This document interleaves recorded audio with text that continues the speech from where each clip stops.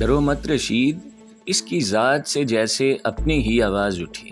اسلام کی شمع اہل اسلام کے لہو سے جلتی ہے، قرآن کی سرزمین شہیدوں کے لہو سے لالہ زار بنتی ہے۔ قربان ہو جاؤ، اللہ تمہارے ساتھ ہے۔ ڈاکٹر عبدالرشید صاحب، ایک میجر کی آواز سنائی دی۔ اتنی گہری سوچ میں نہ پڑیں، ہم آپ کی پوری مدد کریں گے، آپ ہماری مدد کریں۔ کیا یہ مریض آپ کا قیدی تھا؟ ڈاکٹر رشید نے پوچھا۔ فضول باتیں نہ کریں ڈاکٹر صاحب، میجر نے کہا۔ وہ ہمارا قیدی تھا یا نہیں، بہرحال وہ ہمارا آدمی تھا، اور آپ نے اسے غائب کر کے ہمیں کوئی ذاتی نقصان نہیں پہنچایا، بلکہ اس ملک کو نقصان پہنچایا ہے جس کے آپ باشندے ہیں، اور آپ کے اس جرم کو غداری کہا جاتا ہے، اور آپ نے اپنے ملک کے ایک دشمن ملک کی مدد کی ہے۔ دوسرے میجر نے کہا۔ میں آپ کو آخری مرتبہ کہتا ہوں کہ سچ بول دیں اور ہم سے عزت کروائیں۔ میجر صاحب، ڈاکٹر رشید نے کہا، میں آپ کو کوئی بیان نہیں دوں گا، مجھے اپنے سب سے بڑے آفیسر کے پاس لے چلیں، میں انہیں بیان دوں گا۔ ہمیں صرف یہ بتا دیں کہ صغیر کو آپ نے فرار کروایا ہے۔ جی ہاں، ڈاکٹر رشید نے کہا، میں پورا بیان آپ کے کسی بریگیڈیئر یا جنرل کو دوں گا۔ اس کی کوئی وجہ؟ انہوں نے کہا۔ آپ دونوں بہت چھوٹے آفیسر ہیں، ڈاکٹر رشید نے جواب دیا، اور میری کارروائی جسے آپ جرم اور غداری کہتے ہیں بہت بڑی ہے۔ آپ کو دیا ہوا میرا بیان کسی سٹیج پر موڑا توڑا جا سکتا ہے۔ میں پوری ذمہ داری سے کسی ذمہ دار افسر کو بیان دینا زیادہ مناسب سمجھتا ہوں۔ اگر ہم کہیں کہ بیان صرف ہمیں دیں تو آپ کیا کریں گے؟ ایک میجر نے پوچھا۔ میں بیان نہیں دوں گا، ڈاکٹر رشید نے کہا، اور پھر آپ کو پریشانی کا سامنا ہوگا۔ ایک میجر اٹھا اور کمرے سے نکل گیا۔ دوسرا میجر ڈاکٹر عبدالرشید سے تفتیش کرتا رہا۔ ڈاکٹر عبدالرشید صاحب، اس میجر نے کہا، ایک مسلمان نرس دن کی ڈیوٹی پر ہوتی ہے اور وہ صغیر کو اٹینڈ کیا کرتی ہے، اس کے متعلق آپ کا کیا خیال ہے؟ دیکھو میجر، ڈاکٹر رشید نے بھڑک کر کہا، اگر تم نے اس لڑکی کا نام بھی لیا تو میں تمہارے دانت توڑ دوں گا۔ تمہاری پاور صرف اتنی ہے کہ تم انٹیلیجنس کے میجر ہو، ہندو ہو، اور یہ تمہارا ملک ہے۔ کیا یہ آپ کا ملک نہیں ہے؟ میجر نے غصے میں آنے کی بجائے مسکراتے ہوئے پوچھا۔ میں تمہارے ساتھ بحث نہیں کرنا چاہتا، ڈاکٹر رشید نے کہا، صرف یہ کہتا ہوں کہ اس نرس کو صرف اس لیے پریشان نہ کرنا کہ یہ مسلمان ہے اور یہ صغیر کو اٹینڈ کرتی ہے۔ انڈیا میں کوئی مسلمان لڑکی اتنی بڑی کارروائی میں شامل ہونے کی جرت نہیں کر سکتی۔ یہ تو ایک معزز گھرانے کی شریف لڑکی ہے۔ اگر میں تفتیش نہ کر رہا ہوتا تو میں دیکھتا کہ آپ میرے دانت توڑنے کے بعد کس طرح کرتے ہیں، میجر نے کہا۔ میں آپ کا چیلنج قبول کر کے آپ کو کہتا کہ آؤ اور میرے دانت توڑ کر دکھاؤ، پھر دیکھتے کہ دانت کس کے ٹوٹتے ہیں۔ آپ اچھے خاصے خطرناک آدمی نظر آتے ہیں، آپ پر پاکستان کا ایجنٹ ہونے کا الزام لگایا جا سکتا ہے۔ لگا دیں، ڈاکٹر رشید نے طنزیہ سی ہنستے ہوئے کہا، جھوٹ تو تمہاری قوم کا قابل فخر وصف ہے۔ میجر ہنس پڑا۔ اتنے میں دوسرا میجر آ گیا۔ ڈاکٹر صاحب کو ساتھ لے چلو، اس میجر نے کہا۔ جنرل صاحب نے کہا ہے کہ انہیں میرے پاس لے آؤ۔ کچھ دیر بعد ڈاکٹر عبدالرشید انڈین انٹیلیجنس کے جنرل کے سامنے بیٹھا ہوا تھا۔ کیا وجہ ہے کہ آپ صرف مجھے بیان دینا چاہتے ہیں؟ جنرل نے پوچھا۔ میں صرف بیان نہیں دینا چاہتا جنرل صاحب، ڈاکٹر عبدالرشید نے کہا، میں اقبالی بیان دینا چاہتا ہوں۔ میں نے آپ کے دونوں میجروں کو بتا دیا ہے کہ میں نے انہیں بیان دیا تو اسے موڑا توڑا بھی جا سکتا ہے۔ چلیے میں آپ کا بیان سن لیتا ہوں، جنرل نے کہا، اس کے بعد آپ کا بیان ریکارڈ کیا جائے گا۔ جنرل صاحب، ڈاکٹر عبدالرشید نے اپنا بیان ان الفاظ میں شروع کیا۔ میں ڈاکٹر ہوں، آپ جانتے ہیں ڈاکٹر کا کام مریض اور زخمی کا علاج معالجہ ہے۔ مریض یا زخمی دشمن ملک کا ہو تو بھی ڈاکٹر کا فرض ہے کہ وہ اس کا علاج اپنا دوست اور ایک انسان سمجھ کر کرے۔ یہ زخمی آیا تو اس کے علاج کی ذمہ داری مجھے سونپی گئی۔ اسے گلوکوز اور تازہ خون دیا گیا، اور اس کے ساتھ ہی مجھے انجیکشن دیے گئے کہ یہ ایک انجیکشن روزانہ گلوکوز کی نالی میں زخمی کو دینا ہے۔ میں نے انجیکشن دیکھے تو میں پریشان ہو گیا۔ میں بھی تو آخر ڈاکٹر ہوں۔ اس زخمی کو ایسے انجیکشنوں کی ضرورت نہیں تھی، اسے ایسے انجیکشنوں کی ضرورت تھی کہ اس کے زخم میں پس نہ پڑے اور زخم خراب نہ ہونے پائیں، یا خون زیادہ بہہ جانے کی وجہ سے اسے طاقت کے انجیکشنوں کی ضرورت تھی، لیکن جو انجیکشن اسے دیے جانے لگے وہ تو کچھ اور ہی اثر رکھتے تھے۔ میں نے اپنی انچارج میجر ڈاکٹر کے ساتھ بات کی تو اس نے بتایا کہ یہ زخمی انٹیلیجنس کا ہے اور اسے انجیکشن ضرور دینے ہیں۔ میں نے حکم کی تعمیل شروع کر دی، لیکن میرا ضمیر میرا ساتھ نہیں دے رہا تھا۔ میں نے ایک روز اس زخمی سے پوچھا کہ اسے نیند نہیں آتی یا وہ ذہنی طور پر کسی قسم کی بے چینی محسوس کرتا ہے جو اس کی برداشت سے باہر ہے۔ اس نے بتایا کہ وہ کچھ بھی محسوس نہیں کرتا سوائے اس کے کہ وہ زخم میں درد محسوس کرتا ہے۔ میں نے اسے بتایا کہ وہ یہ انجیکشن نہ لے تو بہتر ہے۔ اس نے کہا کہ وہ ڈاکٹروں کو کیسے مشورہ دے سکتا ہے کہ اسے فلاں دوائی نہ دی جائے اور فلاں دوائی دی جائے۔ چونکہ میں ہی اسے اٹینڈ کر رہا تھا اس لیے کچھ بے تکلفی پیدا ہو گئی۔ اس نے مجھے بتایا کہ وہ پاکستانی ہے۔ مجھے اس نے شاید اس لیے اعتماد میں لے لیا تھا کہ میں مسلمان ہوں۔ قدرتی طور پر میں نے اس سے پوچھنا شروع کر دیا کہ وہ کہاں اور کیسے زخمی ہوا۔ تب اس نے بتایا کہ وہ انڈین انٹیلیجنس کا ایجنٹ ہے اور پاکستان میں جاسوسی کرتا ہے۔ جنرل صاحب، میں مسلمان ہوں۔ یہ ایسا رشتہ ہے جو مجھے پاکستان سے لا تعلق نہیں ہونے دیتا۔ اس کا مطلب یہ ہوا ڈاکٹر عبدالرشید، جنرل نے ہونٹوں پر تنزیہ سے مسکراہٹ لاتے ہوئے کہا کہ آپ کی وفاداری پاکستان کے ساتھ ہے۔ کیا آپ اسے جرم نہیں سمجھتے؟ اگر بات بحث مباحثے کی ہے تو میں آپ کو تسلی بخش جواب دوں گا جنرل صاحب، ڈاکٹر عبدالرشید نے کہا۔ پاکستان کے ساتھ میری وفاداری اس حد تک ہے کہ یہ ایک مسلمان ملک ہے اور یہ میرے باپ اور دادا کی جد و جہد کا حاصل ہے۔ میں ذاتی طور پر پاکستان کو اتنا ہی مقدس سمجھتا ہوں جتنا سرزمین عرب کو، اور انڈیا کے ساتھ میری وفاداری اس لیے ہے کہ یہ میرا ملک ہے جہاں میں پیدا ہوا تھا اور جو میرے خاندان کو پال پوس رہا ہے۔ لیکن آپ نے اپنی اس ملک کے ساتھ غداری کی ہے، جنرل نے کہا۔ میں نے ابھی آپ کا پورا بیان نہیں سنا، اس لیے میری جرات بے موقع ہے۔ میں نے یہ بات یہ فرض کر کے کہی ہے کہ آپ اقبال جرم کرنا چاہتے ہیں۔ یہ ضرور کہوں گا کہ آپ کو یہ نہیں بھولنا چاہیے کہ پاکستان ہمارے ملک کا دشمن ہے۔ جنرل صاحب، ڈاکٹر رشید نے کہا، جہاں تک بھولنے اور نہ بھولنے کا تعلق ہے، مجھے اور بھی بہت کچھ یاد ہے جو میں نہ صرف یہ کہ مرتے دم تک نہیں بھول سکوں گا، بلکہ یہ یادیں اپنے بچوں کے ذہنوں میں منتقل کر کے مروں گا۔ میں تو اس وقت پیدا بھی نہیں ہوا تھا، آپ اس وقت نوجوانی کی عمر میں ہوں گے۔ آپ نے اپنی آنکھوں سے دیکھا ہوگا کہ ہندوؤں اور سکھوں نے کس طرح مسلمانوں کو قتل کیا تھا اور ان کی بیٹیوں کو اغوا اور بے آبرو کیا تھا، ان کے گھر لوٹے تھے، ان کے گھروں کو نظر آتش بھی کیا تھا، اور جو مسلمان کسی طرح بھاگ نکلنے میں کامیاب ہوئے تھے وہ یہاں سے پاکستان کی سرحد تک یا پیادہ بھوکے پیاسے اور دہشت زدہ کس طرح پہنچے ہوں گے۔ مجھے یہ دردناک داستان میرے والد صاحب نے سنائی تھی اور میں یہ اپنے بچوں کو سناؤں گا۔ آپ اس وقت یقیناً نوجوان تھے، آپ نے بھی 2-4 مسلمانوں کو قتل کیا ہوگا۔ سنو ڈاکٹر، جنرل نے جرنیلوں کی طرح کہا، یہ باتیں کہہ کر تم اپنے جرم کی تصدیق کر رہے ہو۔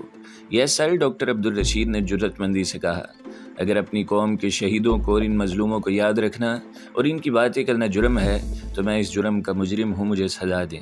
اور جنرل صاحب، میں کیسے آنکھیں بند کر سکتا ہوں کہ مسلمانوں کا قتل عام اب بھی جاری ہے، ان کے گھر اب بھی لٹ رہے ہیں، اور میں کیسے برداشت کر سکتا ہوں کہ مسلمان لڑکیوں کے باپوں اور بھائیوں کو مجبور کر کے ان کی شادیاں ہندوؤں کے ساتھ کرائی جا رہی ہیں، انہیں ترقی اور روپے پیسے کے لالچ دیے جاتے ہیں۔ اگر کوئی ہندو لڑکی کسی مسلمان کے ساتھ اپنے دل سے مجبور ہو کر شادی کر لے تو ہندو اس پوری مسلمان آبادی پر قاتلانہ حملے شروع کر دیتے ہیں، بلکہ باقاعدہ حملہ کر دیتے ہیں۔ پلیز ڈاکٹر، جنرل نے اکتائے ہوئے اس لہجے میں کہا، اس وقت تم اس زخمی کے فرار کی بات کرو۔ میں یہ سمجھ گیا ہوں کہ تم پس پردہ پاکستانی ہو اور تم جیسے انڈین مسلم پاکستان کے جاسوس بنتے ہیں۔ میں نے دیکھ لیا ہے کہ تمہارے اندر انڈیا کے خلاف اور ہندوؤں کے خلاف زہر بھرا ہوا ہے۔ تم اس ملک کے لیے خطرناک ثابت ہو سکتے ہو اور ہو چکے ہو۔ پہلے اپنا بیان پورا کر لو۔ میں بالکل صحیح جواب دے رہا ہوں جنرل صاحب، ڈاکٹر رشید نے کہا۔ میں کہہ رہا ہوں کہ اس نے بے تکلفی سے مجھے بتا دیا کہ وہ پاکستانی ہے اور انڈیا کے لیے جاسوسی اور تخریب کاری کرتا ہے۔ میں نے اس کے ساتھ اس سلسلے میں باتیں کی۔ اس نے کہا کہ وہ یہاں سے پاکستان جانا چاہتا ہے، لیکن اس کی مدد اور رہنمائی کرنے والا کوئی نہیں۔ اسے ایک خاص قسم کے انجیکشن دیے جا رہے تھے۔ جنرل نے پوچھا، کیا یہ انجیکشن تمہاری ذمہ داری تھی؟ یس سر، ڈاکٹر نے کہا۔ کیا تم اسے باقاعدگی سے انجیکشن دیتے رہے تھے؟ پہلے 1-2 دن دیے تھے، ڈاکٹر رشید نے کہا۔ پھر ایک روز میں نے اسے پوچھا کہ اسے نیند کی شکایت یا وہ بے چینی محسوس کر رہا ہے۔ اس نے جواب دیا کہ اسے ایسی کوئی پرابلم نہیں ہے۔ میں نے اسے بتایا کہ پھر وہ یہ انجیکشن نہ لے۔ اس نے وجہ پوچھی تو میں نے اسے بتایا کہ اس انجیکشن کے اثرات کیا ہیں۔ پھر جب اس نے بتایا کہ وہ پاکستانی ہے اور انڈین انٹیلیجنس کا ایجنٹ ہے تو میں سمجھ گیا کہ ان انجیکشنوں کے ذریعے اس کی برین واشنگ کی جا رہی ہے اور اسے یہاں اور زیادہ ٹریننگ دے کر پاکستان بھیجا جائے گا۔ میں جس کام کی تنخواہ لیتا ہوں مجھے وہ کام کرنا چاہیے تھا۔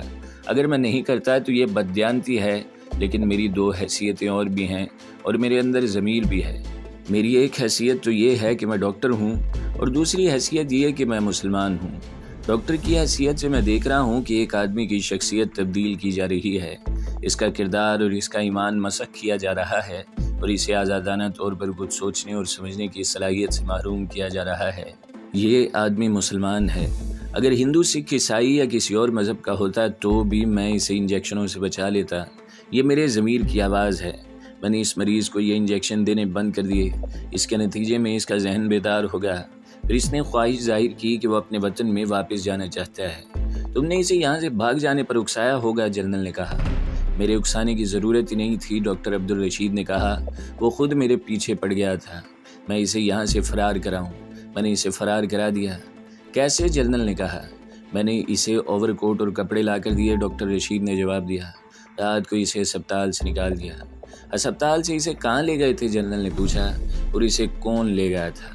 ان کے نام، پتے وغیرہ بتاؤ، اور یہ بھی بتاؤ کہ وہ سوزوکی کار کس کی تھی جس میں اسے لے جایا گیا تھا، اور یہ بھی بتاؤ کہ صغیر اس وقت کہاں ہے۔ بارڈر کے قریب پہنچ چکا ہوگا، ڈاکٹر رشید نے جواب دیا۔ میں پوچھ رہا ہوں کیسے؟ جنرل نے جرنیلوں کی طرح پوچھا۔ کس نے پہنچایا؟ کیسے پہنچایا؟ جنرل صاحب، ڈاکٹر عبدالرشید نے ہونٹوں پر عجیب جذباتی سے مسکراہٹ لاتے ہوئے کہا، میں احمق نہیں ہوں، نہ بزدل ہوں کہ آپ سے یا سزا سے یا سزائے موت کے ڈر سے بیان دے رہا ہوں۔ میں نے مسلمان کی حیثیت سے جو کیا ہے وہ اللہ کی راہ میں ٹھیک کیا ہے۔ مجھے اللہ کی خوشنودی چاہیے، آپ کی حکومت کی نہیں۔ میں اپنے ایمان کی روح سے بیان دے رہا ہوں۔ میں ایک جہاد کر رہا ہوں جو آپ کے لیے مذاق ہوگا، لیکن یہ میرا ایک مقدس فرض ہے۔ مجھے بتایا گیا تھا کہ میرے دادا جان تحریک پاکستان کے سرگرم رکن تھے اور وہ گرفتار ہوئے اور چند مہینے امبالہ جیل میں رہے تھے۔ مجھے بتایا گیا کہ دادا جان کو 2-3 دن حوالات میں رکھ کر ان پر اتنا تشدد کیا گیا تھا کہ وہ بے ہوش ہو گئے تھے۔ مجھے بتایا گیا تھا کہ جب وہ ہوش میں آئے تو ان کے منہ سے پہلی بات ایک گرج کی طرح یہ نکلی، لے کے رہیں گے پاکستان، زندہ باد پاکستان۔ میں اس دادا کے نقش قدم پر چل رہا ہوں۔ کیا پاکستان تمہیں ہمارے قانون سے چھڑا لے گا؟ نہیں، ڈاکٹر رشید نے بڑے مضبوط لہجے میں کہا۔ میں نے پہلے کہا ہے کہ میں احمق نہیں ہوں۔ میں اس قسم کی انہونی بات سوچ ہی نہیں سکتا کہ پاکستان مجھے اس جرم کی سزا سے بچا لے۔ میں نے تو یہ سوچ کر یہ قدم اٹھایا ہے کہ میری اس کارروائی سے پاکستان کی سلامتی کو تقویت ملے گی۔ میں تمہیں ایک بات بتاؤں ڈاکٹر، جنرل نے بڑے پیارے مگر طنزیہ لہجے میں کہا، پاکستان کچھ دنوں کا مہمان ہے۔ اگر تم پاکستان کے بلبوتے پر اپنی اس ملک انڈیا کی جڑیں کاٹ رہے ہو تو یوں سمجھو کہ تم دلدل میں کھڑے ایک طاقتور دشمن کو للکار رہے ہو۔ دشمن تمہارے قریب کھڑا ہنس رہا ہے اور دلدل تمہیں بڑی تیزی سے نگلتی چلی جا رہی ہے۔ پاکستان اس وقت ایک دلدل کی مانند ہے جس میں اتنی ہمت نہیں کہ ایک دانہ بھی اگا سکے۔ یہ انسانوں اور حیوانوں کو ایک ہی طرح کھا جانے والی دلدل ہے۔ ایک دن یہ دلدل سوکھ جائے گی۔ ڈاکٹر عبدالرشید طنزیہ سی ہنس پڑا اور بولا، آسان نہیں مٹانا نام و نشاں ہمارا۔ تم کہتے ہو میں احمق نہیں ہوں، جنرل نے کہا، لیکن تم بہت ہی زیادہ احمق ہو۔ تم کس جذباتی اور خیالی دنیا میں رہ رہے ہو؟ ہمارا ایک ایجنٹ یہاں سے بھگا کر تم نے انڈیا کا کچھ بھی نہیں بگاڑا۔ پاکستان سے ہمیں اس ایک کی بجائے 10 ایجنٹ مل جائیں گے۔ اس ایک ایجنٹ کو بھگا کر تم نے پاکستان کو کچھ نہیں دیا، البتہ اپنے پورے خاندان کا بیڑا غرق کر لیا ہے۔ ڈاکٹر عبدالرشید پر کچھ ایسی کیفیت طاری ہو چکی تھی کہ اس کی آنکھوں میں چمک اور اس کے ہونٹوں پر جاندار مسکراہٹ کھلی ہوئی تھی۔ اس کے چہرے پر وہی تاثر آ گیا تھا جو راہ حق کے شہیدوں کے چہروں پر دیکھا جاتا ہے۔ یوں لگتا تھا جیسے وہ اس بوڑھے جرنیل کو طفل مکتب سمجھ رہا ہو، جسے ہندوستان کی زبان میں مورکھ بالغ کہا جاتا ہے۔ میں تمہیں آخری بار وارننگ دیتا ہوں، جنرل نے کہا، ان تمام آدمیوں کے ایڈریس اور نام بتا دو جو تمہارے ساتھ تھے، اور اس سوزوکی کار کا نمبر اور اس کے مالک کا نام اور ایڈریس بھی بتا دو۔ یہ بھی بتا دو کہ صغیر اس وقت کہاں ہے۔ میں مان نہیں سکتا کہ رات 12 بجے ایک آدمی یہاں سے فرار ہوا ہو اور اس وقت تک بارڈر تک پہنچ چکا ہو۔ نہیں بتاؤں گا جنرل صاحب، ڈاکٹر عبدالرشید نے بڑے مستحکم لہجے میں جواب دیا۔ میں نے اعتراف کر لیا ہے کہ اس جرم کا مجرم میں ہوں۔ میں نے اس پاکستانی کو انجیکشن دینے بند کر دیے تھے اور اس کی جو برین واشنگ آپ لوگوں نے کی تھی وہ صاف کر دی تھی، اور اس میں یہ جذبہ بیدار کر دیا تھا کہ وہ مسلمان ہے اور پاکستانی ہے، اور اس کے ذہن پر قبضہ کر کے اسے اللہ کی سرزمین کی تباہی کا ذریعہ بنایا جا رہا ہے۔ میں نے اسے فرار کرایا اور پاکستان کی طرف روانہ کر دیا۔ اب آپ بارڈر سیکیورٹی کو الرٹ کر دیں کہ اس شخص کو روک لیں۔ یہ آپ کا کام ہے، میں نے اپنا کام کر دیا ہے۔ اور وہ جو مسلمان نرس اس کمرے پر ڈیوٹی دیتی ہے، جنرل صاحب، ڈاکٹر عبدالرشید نے جنرل کی بات پوری نہ ہونے دی اور میز پر ہاتھ مار کر بولا، وہ معصوم لڑکی اتنی جرأت نہیں کر سکتی کہ اتنے بڑے جرم میں میرا ساتھ دیتی۔ پھر یہ بھی سوچے کہ ہم مسلمان ہیں، اگر یہ لڑکی میرا ساتھ دینا چاہتی تو بھی میں اسے روک دیتا۔ ہم مسلمان اتنے بے غیرت نہیں کہ اپنی نوجوان اور کنواری لڑکیوں کو جاسوسی وغیرہ میں استعمال کریں۔ یہ کام آپ کی قوم کرتی ہے۔ آپ کی بیٹیوں کو پاکستان میں جاسوسی اور تخریب کاری کے لیے بھیجا جاتا ہے۔ یہ ذلت اور بے غیرتی صرف آپ کی قوم یا یہودیوں کی قوم قبول کر لیا کرتی ہے کہ اپنی بیٹیوں اور بہنوں کو دوسرے ملکوں میں بھیج دیا جاتا ہے کہ وہاں جا کر جاسوسی کریں اور اس کے عوض اپنی عصمت معاوضے کے طور پر دیتی پھریں۔ آپ کا اشارہ جس نرس کی طرف ہے وہ ایک معصوم لڑکی ہے، اس کے وہم و گمان میں بھی نہیں تھا کہ میں کیا کر رہا ہوں۔ تم اچھے خاصے بکواسی آدمی معلوم ہوتے ہو، جنرل نے کہا۔ میری ڈیوٹی ایسی ہے کہ میں تمہاری بکواس تحمل سے سن رہا ہوں۔ اگر باہر کہیں تم مجھ پر بے غیرتی اور ضلالت کا الزام لگاؤ تو میں تمہارا گلا گھونٹ دوں۔ جنرل صاحب، ڈاکٹر رشید نے کہا، یہ مسئلہ میرا اور آپ کا ذاتی نہیں، ہم قومی سطح پر بات کر رہے ہیں۔ آپ مسلمان قوم کی بہو بیٹیوں کو برا بھلا کہہ لیں، میں نہیں بولوں گا۔ میں جانتا ہوں کہ آپ کی یعنی ہندو قوم کی نگاہ میں عورت کی عزت ہوتی ہی نہیں۔ آپ کو پنڈت چانکیہ نے یہ زرعی اصول دیا تھا کہ اپنے دشمن کو نقصان پہنچانے کے لیے اپنی بیوی بھی اس کے حوالے کرنی پڑے تو کر دو۔ Shut up you fool, general نے ڈاکٹر رشید کو ڈانٹتے ہوئے کہا۔ میں نے جو سوال پوچھے ہیں ان کے جواب دو۔ میں جواب دے چکا ہوں جنرل صاحب، ڈاکٹر رشید نے کہا۔ میں اپنے سوا کسی اور کا نام نہیں بتاؤں گا۔ تم سب کچھ بتا دو گے، جنرل نے کہا۔ میں تمہیں اس جہنم سے بچانا چاہتا ہوں جس میں تمہاری ہڈی پسلی ایک ہو جائے گی، تم سب کچھ اگل دو گے۔ میں جانتا ہوں جنرل صاحب، ڈاکٹر عبدالرشید نے کہا۔ میں اس کے لیے تیار ہوں۔ میں اس بلال حبشی رضی اللہ تعالی عنہ کی یاد تازہ کر دوں گا جنہیں گرم ریت پر لٹا کر کوڑے مارے جاتے تھے کہ وہ اللہ اور محمد رسول اللہ صلی اللہ تعالی علیہ وآلہ وسلم کا نام نہ لیں، لیکن بلال رضی اللہ تعالی عنہ ہوش میں آتے تھے تو ان کے منہ سے پہلی بات یہ نکلتی تھی کہ محمد صلی اللہ علیہ وآلہ وسلم اللہ کے رسول ہیں اور اللہ کے سوا کوئی معبود نہیں۔ تم پر مذہب کا جنون طاری ہے، جنرل نے کہا، اور پھر اپنے آپ سے بات کرنے کے انداز میں بولا، اتر جائے گا، یہ جنون بھی اتر جائے گا۔ جنرل نے گھنٹی بجائی، اردلی اندر آیا اور اس نے سیلوٹ کیا۔ جنرل نے اسے ایک لیفٹیننٹ کرنل کا نام لے کر کہا کہ اسے اندر بھیجو۔ ایک ہندو لیفٹیننٹ کرنل اندر آیا، اس نے سیلوٹ کیا۔ اسے لے جاؤ، جنرل نے کرنل سے کہا۔ اس نے آدھا بیان دیا ہے مگر یہ اپنے ساتھیوں کے نام نہیں بتا رہا اور یہ بھی نہیں بتا رہا کہ ہمارا مفرور اس وقت کہاں ہے، اور بارڈر سیکورٹی کو الرٹ کر دو اور بتا دو کہ اس حلیے کا آدمی آ رہا ہے اور اسے فوراً روک لیا جائے۔